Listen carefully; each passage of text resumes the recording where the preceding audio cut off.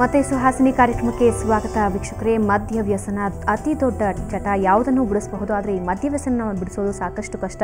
ಆದರೆ ಇತ್ತೀಚಿನ ದಿನದಲ್ಲಂತೂ ದೊಡ್ಡವರಿಗಿಂತ ಚಿಕ್ಕ ಮಕ್ಕಳು ಇದಕ್ಕೆ ಅಡಿಕ್ಟ್ ಆಗ್ತಾ ಇದ್ದಾರೆ. ಇನ್ನೇನು 10th ಪಾಸ್ ಮಾಡಿಬಿಟ್ರು ಅಂದರೆ ಮುಗೀತು, ಫ್ರೆಂಡ್ಸ್ ಎಲ್ಲ ಒಟ್ಟಿಗೆ ಸೇರಿ ಪಾರ್ಟಿ ಮಾಡೋ ನೆಪದಲ್ಲಿ ಮದ್ಯ ವ್ಯಸನಿಗಳಾಗ್ತಾ ಇದ್ದಾರೆ.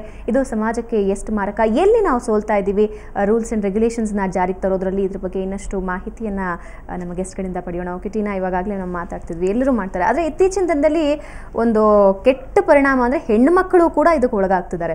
ಪಾರ್ಟೀಸ್ಗೆ ಹೋಗ್ತಾರೆ, ಡಿಸ್ಕೋಟೆಕ್ ಹೋಗ್ತಿದ್ದಾರೆ. ಇದರಿಂದ ಏನಾಗ್ತದೆ ಅಂದರೆ ಅಲ್ಲಿ ಮದ್ಯವ್ಯಸನಕ್ಕೆ ಒಳಗಾಗೋದು ಜಾಸ್ತಿ ಆಗ್ತಾ ಇದೆ. ಅದು ಯಾವ ರೀತಿ ಎಫೆಕ್ಟ್ ಆಗ್ತಿದೆ ಅಂತ ಅನ್ಸುತ್ತೆ?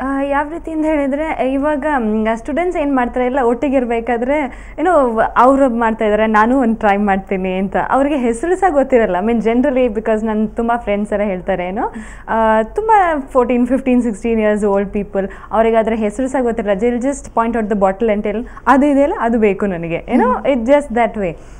ಸೊ ಏನಾಗುತ್ತೆ ಅಂತ ಹೇಳಿದ್ರೆ, ಎಲ್ಲರೂ ಫ್ರೆಂಡ್ಸ್ ಮಾಡಬೇಕಾದ್ರೆ ನಾನು ಟ್ರೈ ಮಾಡ್ತೀನಿ ಅಂತ ಎಲ್ಲರ ಬಗ್ಗೆ I think that way. Sometimes ಏನೋ ಒಂದು ಜಸ್ಟ್ ಖುಷಿಗೋಸ್ಕರ ಮಾಡ್ತಾರೆ, ಅಥವಾ ಒಂದೊಂದು ಸಲ may be like they feel it's fashion, May be that way.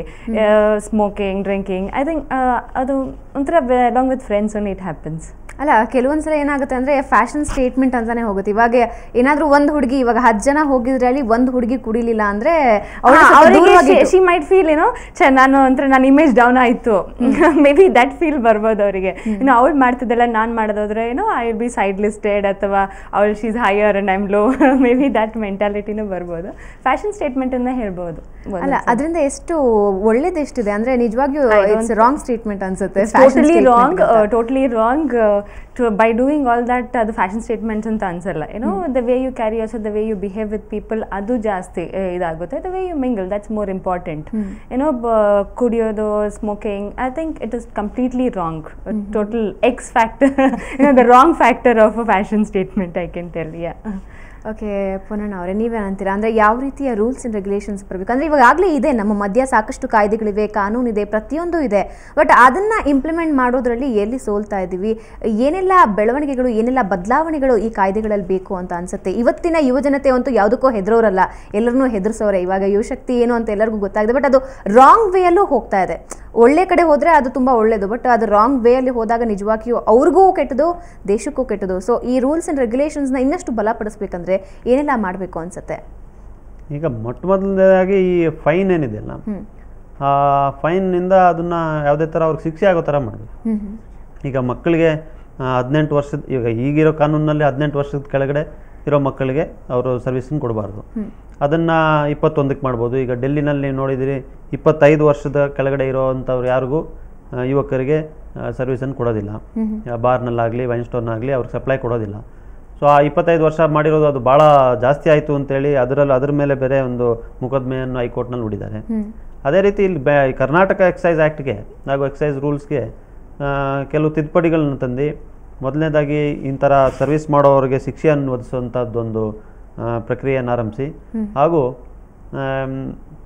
18ರಿಂದ 21 ವರ್ಷಕ್ಕೆ ವಯಸ್ಸಿಗೆ ಕೆಳಗಡೆ ಇರುವಂಥ ಮಕ್ಕಳಿಗೆ ಕೊಡೋದಿಲ್ಲ ಅಂತ ಹೇಳುವಂಥ ತಿದ್ದುಪಡಿಯನ್ನು ತರಬೇಕು ಅಂತ ಹೇಳುವಂಥದ್ದು. ಇಂಥ ವಿಚಾರದಲ್ಲಿ ಯೋಚನೆಯನ್ನು ಮಾಡಬೇಕಾಗ್ತದೆ.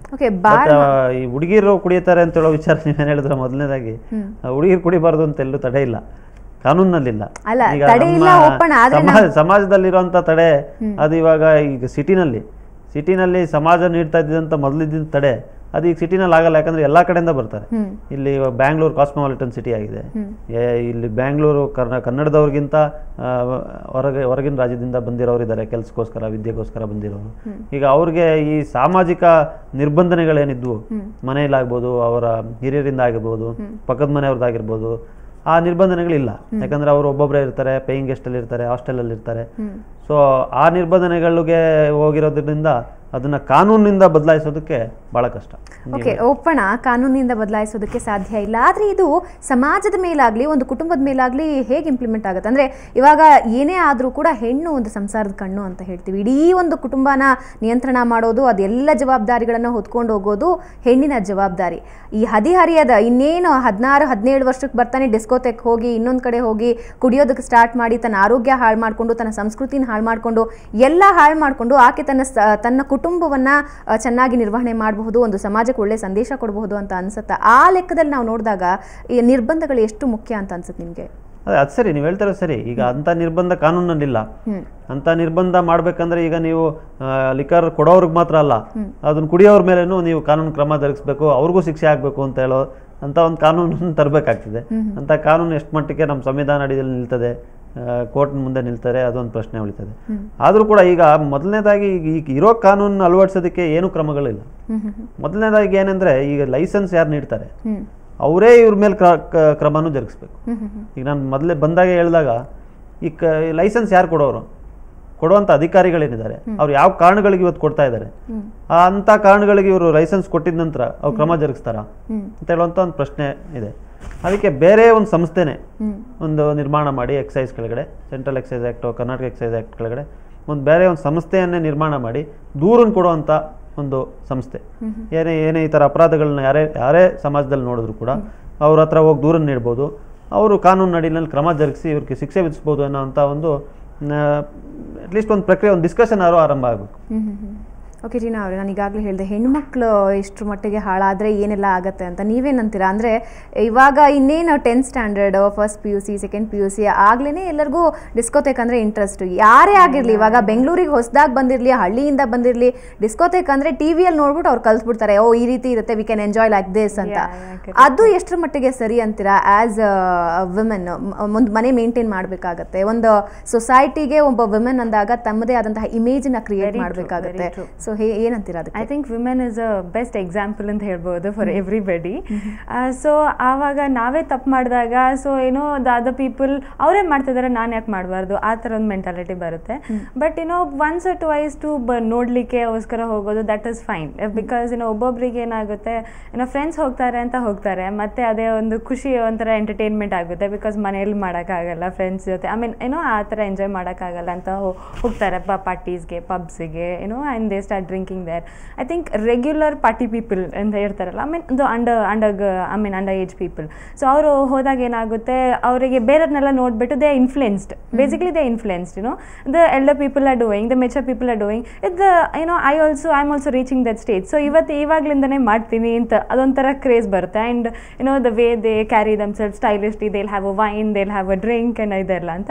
So I too should try ಅಂತ ಬಂದ್ಬಿಡುತ್ತೆ. ಸೊ ಅಲ್ಲಿ ಹೋದಾಗ ಒಂದ್ಸಲ ಟ್ರೈ ಮಾಡ್ತಾರೆ. So has I told, that addiction will pull them later stage.